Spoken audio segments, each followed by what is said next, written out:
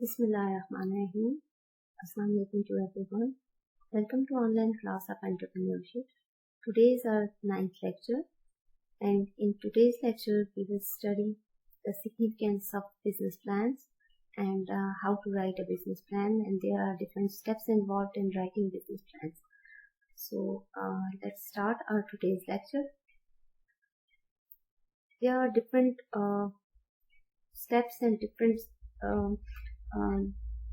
processes involved in the business plan, including the mission statement, company background, product description, marketing plan, competitors analysis, then SWOT analysis, operations, financial planning, and timeline for achieving your projects. The business plan significance for the new entrepreneurs. A business plan is an important document that not only keeps the business growing and expanding, but on the other hand, it also helps new entrepreneurs to start new business. And writing a solid business plan is not an easy task, and many entrepreneurs don't know the skills of writing a good business plan. You can run a business successfully if you have a solid business plan. And following are some business plan significances. And at the time of your meeting with the potential investors and lenders, your business plan becomes like your calling card, and it will tell them who you are, what product and services you are selling, and the purpose of your business. And secondly, the business plan is an important document for the company seeking for the funds, and your business plan needs to be investors ready. A business plan is a roadmap towards the growth of the new business, and it directs your actions and operations towards your target and towards your goal. And it will tell the entrepreneurs where they are and where they want to be. And it's like your goal-oriented strategy that today you are standing at this point, at this step, and after 1 year, where do you see yourself, your business, and after 3 years, where do you see yourself and your business? So it's like it makes the entrepreneur to work hard to achieve its goal, to achieve its targets, and so it also a source of motivation for him, and it encourages entrepreneur to work hard to achieve their respective goals. Marketing analysis section of your business plan tells investor and lenders about your target and potential market and customers, what are your competitors, what is your market size, characteristics, growth prospects of your organization, marketing strategies, your budget for advertisement, and your marketing mix and trends, etc. This will also tell them how you can make the product useful for your customers, and sales potential, product, service category, and what the benefits of your product or service. There's the business plan section of the business. The management plan section of the business plan must clearly express your dedication to your business. And many entrepreneurs are mainly concerned with a good management, and they want a good employee, a very motivated workforce. And for that reason, there's a need to be your business plan has some attraction for your employees as well. And it's necessary to express your knowledge and passion to your of your business as best as you can do, and you must convey your passion, your enthusiasm of doing. Your employees should be like equally involved in the business like the owners are. Now we are looking into there are different steps that are involved in how to write a business plan, a successful business plan. And let's check out what are the steps involved in writing a business plan. And first of all, what are the constituent parts that should incorporated in the business plan? कौन से ऐसे elements हैं जो कि business plan का part होना चाहिए? And the first one is an executive summary outlining the goals and objective, that your organization goal, the executive summary actually introduces your organization, who you are, and what is your goal, and why you are doing business. And this summary is important because it can be a communication tool for the employees and potential customers who need to understand and get behind your ideas. So this is important, and it just introduces you with your target audience. And the second one is the brief account of your how the company began, and it clearly explains the origin behind your company.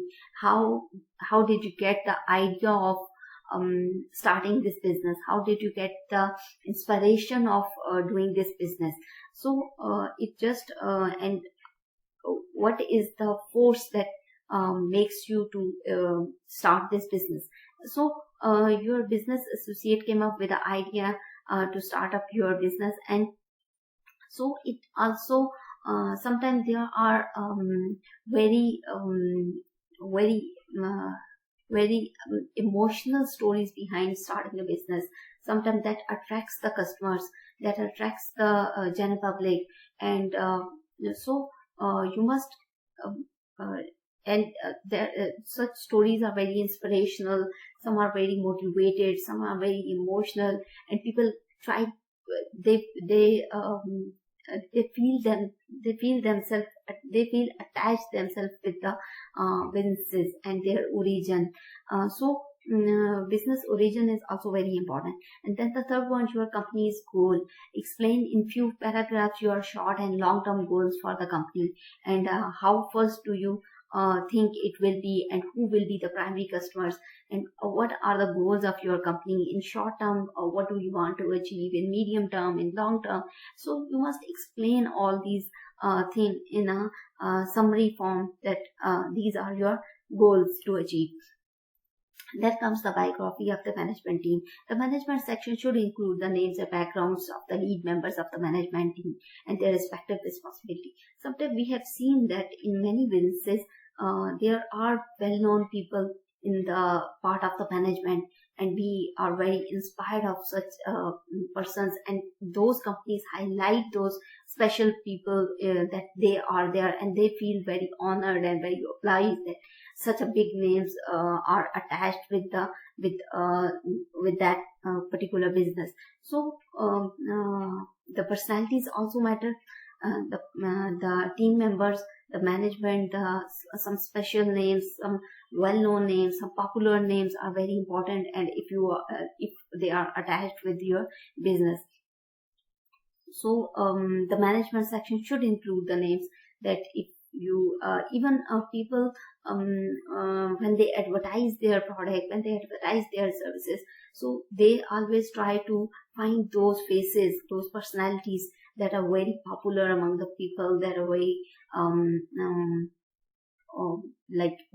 they are very respectable personalities, they are very inspirational personalities, so they approach them for their product and services. So for example, let me give you an example of there was a scandal about the Lay's chips, and there was scandal that Lay's chips are like they are fried in like oil or something containing a big element in that oil. So for that, and they every like competitors and all other forces, they were against and even they tried to ban that product in Pakistan, and things like that happened. But what Lays did at that time, they convinced, maybe they convinced a scholar, we may call it him a Islamic scholar, that they approached Mr. Junaid Jamshed, and he then be a part of that advertisement of Lays, that it's a halal, and I mean that was a whole scandal, and people should not pay heed to such rumors that they are being chips are being fried in a pig oil. So things like that happen in the product, in the companies, in the marketing, in the business world.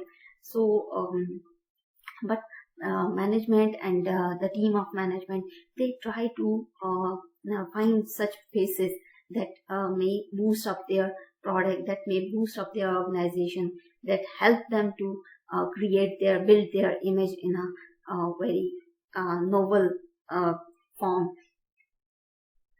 Then the fifth point is the service or the product you plan to offer. That what type of product you are offering, what type of services you are offering, what are the features of your product, how your product is different from the rest of the available product in the market, how your services are varied, what are the things in your product that can value the customers, that can value that has a value for the customers, and why the customer should value your product over your competitors. So things like that should be in part of your business plan. Then the sixth point is the market potential for towards service or the product. You will need to do some research for this section, and 5 elements to determine market potential. The first one is the market size. The second one is the market growth rate, then profitability, then competition, and the product and the consumer type. That these elements you should work on. You should do research, and you should you must check that your market, what is your market. You must know that what is your market size, and you must know that your growth rate is going up and going down, and you must keep a check on your profitability, your sales, that whether when it is going up, when it's going down, and you kept an eye on your competition and your competitors, and then the product and the consumer types. Obviously, that if you are if you are saying that your product is having a spring quality, and then you are unknowingly, you don't know about your competitors, and you see that they produced a very high quality product as in your competition. So things like that do happen in market. And if it's locally based business, if you are working in a locally based business and you need to access the demand for your offering within the within your excess of your business area, and based on what you determine is a reasonable distance from your business, and it is the web based business, and if you are selling your product online, or the business that relies on both the internet and local traffic for revenues, and you will need to evaluate the demands and local and national basis. A research report from sites such as the Forrester Research, and such researchers are very expensive, and there are researches that where you just measure the likes of the particular product, where you just evaluate the comments on that particular product. So things like that, such researches do happen, and but they are very costly. But you may be able to get some basic information simply by using the web and its many search engines and directories. You may have seen that in even when we're using different apps, and we can see that some ads are also a part of those apps. If we double tap them, and if we are going to exit the app, and then if we are using those apps, then suddenly an ad pop up, and such ads are also. So these are all marketing strategies that you incorporate with those apps. You collaborate with them, and whenever the user using those apps, and they come into contact with your ads. Then comes the marketing strategy. How do you plan to tell the world that you are open? That you have started a business, that your products are available, and will you rely exclusively on the word of mouth? And this is something very not considering a very good strategy, good marketing strategy, unless you have a very good rapport in the market. And will you advertise in the print and television and on the web? And will you use the online services to get your company listed? on search engines and advertise on the other websites. So things like that you must mention in your marketing strategy, that what you're going to do for advertising your product, for marketing your product, for your target audience or target consumers, for knowing them that you are in the market and you are selling product and your product having such features and all that. And you will also need to include how much you plan to spend on marketing, and you must have a marketing budget as well. And so all these things are incorporated in the marketing strategy. Then the eighth one is a 3 to 5 year financial projection. All good business plan include this section, and it provides indication of how the company will perform financially over the next 5 years, and it shows the profit potential of the business and the amount of capital the company needs and the expected cash flows. So you must project your finance. You must financially project your company, that after 1 year, after 3 years, where do you fall, and where your profitability would be, what would be your sales revenue. So think figures like financial figures, you must project them.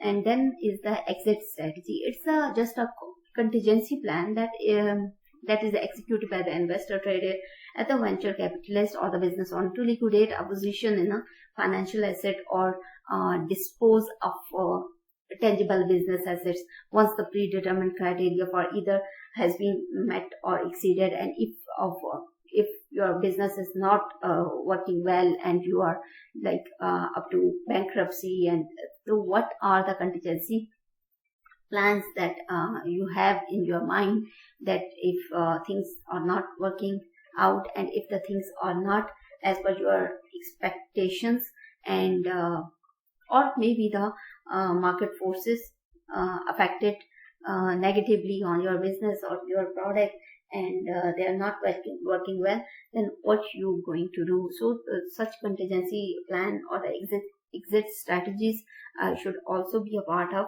a successful business plan. So that's all from today's lecture. Any questions and queries are most welcome. Thank you.